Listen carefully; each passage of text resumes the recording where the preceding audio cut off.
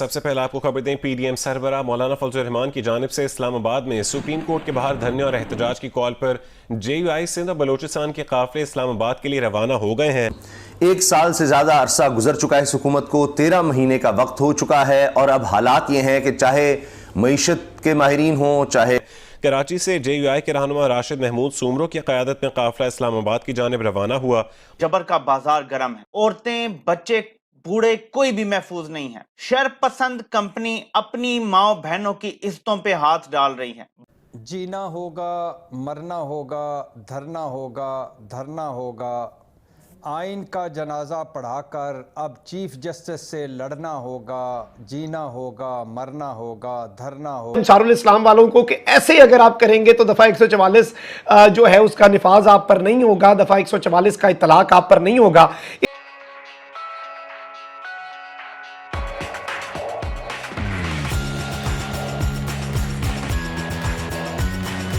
کرنا ہوگا، عمران کو دیتے ہو ریلیف، تمہارا کچھ کرنا ہوگا، جینا ہوگا، مرنا ہوگا، دھرنا ہوگا، دھرنا ہوگا۔ گڈ ٹو سی یو مولانا صاحب، الحمدللہ، ویلکم بیک۔ پہلے دھرنا بھی آپ کسی اور سے ڈیل کر کے پتلی گلی سے نکل گئے تھے۔ Good to see you again on دھرنا، حکومت کے خلاف دھرنا، حکومت کا سپریم کورٹ کے خلاف دھرنا، حکومت کا چیف جسٹس کے خلاف دھرنا، مطلب جنگ فیصلہ کن مرحلے میں چلی گئی۔ میڈم شیخ، 2 وجہ ہے اس دھرنے کی۔ ایک وجہ ہے جو توہین عدالت لگ سکتی ہے آئینی کھلواڑ پر، اور دوسرا عمران خان کو ریلیف کیوں دیتے ہو اس کا دباؤ ڈالنا۔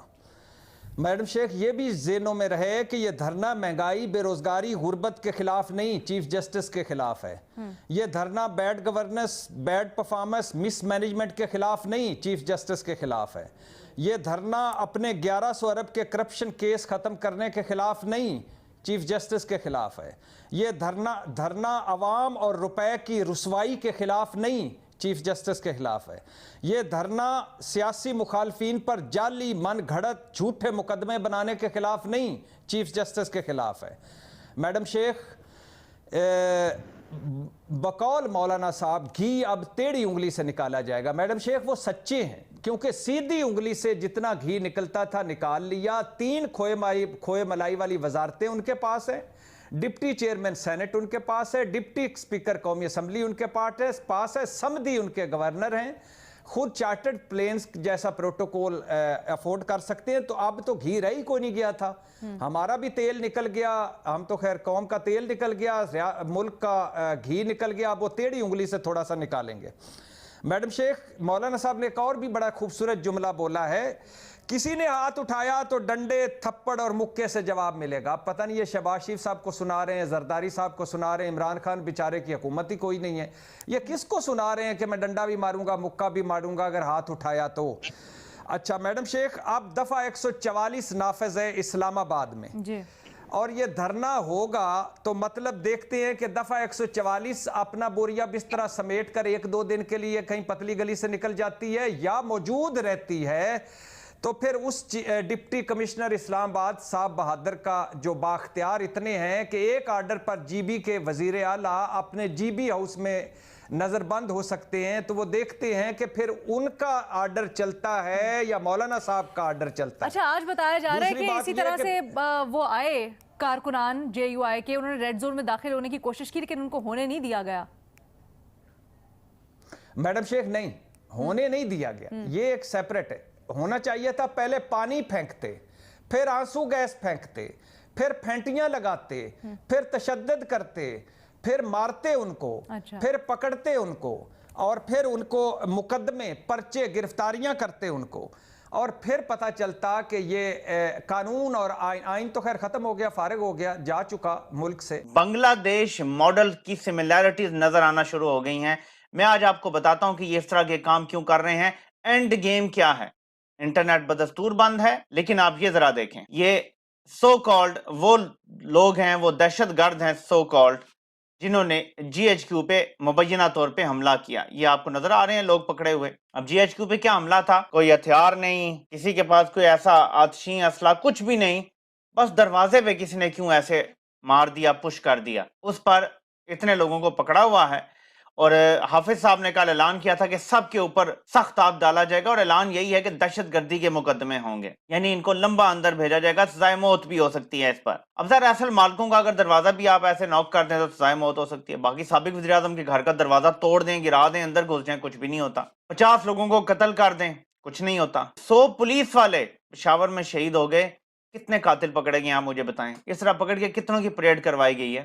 وہ بڑا سانحہ تھا یا یہ بڑا ہوا ہے؟ اس لیے میں کہتا ہوں کمپنی، یہ بڑا اپروپریٹ نام ہے۔ ایسٹ انڈیا کمپنی برٹش راج سے ویسٹ پاکستان کمپنی کے حوالے یہ ملک ہوا تھا، یہ کمپنی سرکار ہے۔ یہ کل عمران خان پہ ایک اور حملہ کرنے کا پلان کر رہے ہیں کہ کل کسی طریقے سے پھر کوشش کریں گے عمران خان کو گرفتار کرنے کی۔ انٹرنیٹ بند ہونا اس لیے نہیں ہے کہ یہ آج بند ہوگا تو کل کھول دیں گے، ان کی ایک اینڈ گیم ہے۔